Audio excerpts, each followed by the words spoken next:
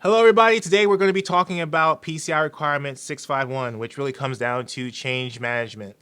And really this requirement talks about changes to all system components in production and that you have to have a documented change process.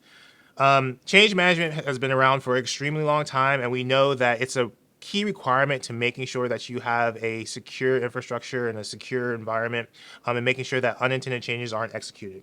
So we're going to kind of break down each of the requirements of change management and kind of go over why we need them.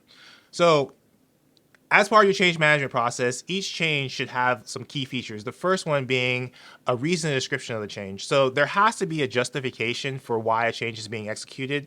And that justification is kind of going to feed into the rest of what needs to happen with change management, because that justification is the key point of this person wants to make a change to the environment for XYZ reason. There has to be that reason and that justification there. The second critical piece is a documentation of the security impact.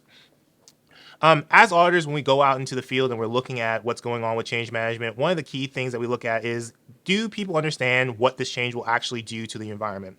So for example, if somebody makes a change to a firewall or a router, will it have the unintended consequence of allowing bad traffic into the environment?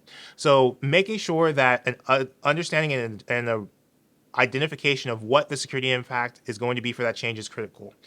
Then we go into the approval process. So no matter what happens with changes, they have to be approved by authorized parties. So you should have a change documentation that defines who can approve a change. One of the things that we always talk to our clients about is making sure that within your change management documentation and your change management policies and procedures, you define roles and responsibilities of who can approve a change, who can request a change, and having that all identified. The next piece of the change management process is going to be testing. So one of the things that has to happen is you have to test the change to make sure that it does not adversely impact security of the environment. Because the PCI DSS is all about security. So if you change something, you want to make sure that that change does not change your security posture. We also want to talk about changes for custom and bespoke software. So we need to make sure that if we make a change, it's going to be meeting the requirements of 624 before it's deployed into production. So we have all those security requirements being met.